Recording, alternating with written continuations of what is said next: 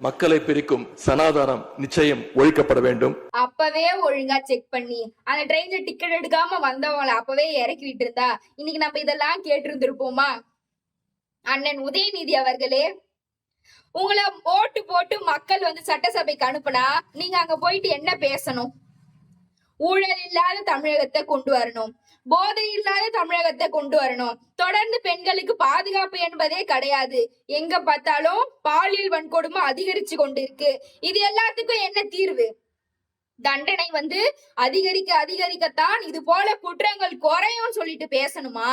இல்லைன்னா அங்கேயும் போயிட்டு சனாதனத்தை ஒழிக்கணும் சனாதனத்தை ஒழிக்கணும் இப்படியே சனாதனத்தை ஒழிக்கணும்னு சொன்னா கடைசியா நீங்களே ஒழிஞ்சு போறீங்க.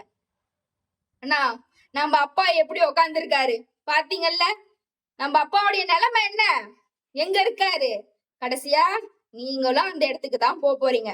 ஆளுங்கட்சியா இருக்கிறப்பவும் சனாதனத்தை ஒழிக்கணும் நீங்க, இப்ப எதிர்கட்சியா இருக்கிறப்பவும் சனாதனத்தை ஒழிக்கணுங்கிறீங்க, கடைசியா வீட்டுல உக்காந்துக்கிட்டோம் இதேதான் சொல்ல போறீங்க போல. ஆனா ஒண்ணு, ரோஷம் உள்ள இந்துக்கள் யாருமே இதுக்கப்புறம் திமுகவுல இருக்க மாட்டாங்க. அதையும் மீறி நான் திமுகவுல தான் இருப்பேன் அப்படின்னு சொன்னா உண்மையாவே 200 ரூபாய வாங்கிக்கிட்டு செத்த பிணமாகத்தான் அங்க இருப்பீங்க. செத்த பிணமாகத்தான் அங்க இருக்கீங்க. ஏன்னா இவ்வளவு வார்த்தையும் காதுபட கேட்கிறோங்க. சனாதனத்தை ஒழிக்கணும், இந்துக்களை அழிக்கணும், இதையும் கேட்டுக்கிட்டு அங்க இருந்தீங்கன்னா நிச்சயமா நீங்க ஒரு செத்த பிணமாகத்தான் அங்க இருக்கீங்க.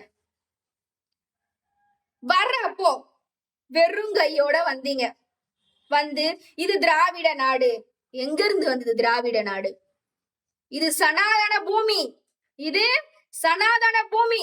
ஒரு நாளோ யாராலையும் இதை மாத்த முடியாது. அப்படி மாத்தணும் அழிக்கணும்னு நினைக்கிறவங்க நிச்சயமா அழிந்து போறாங்க. நம்ம தமிழக முதல்வர் அண்ணன் விஜய், அண்ணன் ஜோசப் விஜய் அவர்கள் நிச்சயமா இதுக்கு ஒரு கண்டனம் தெரிவிச்சாகணும்.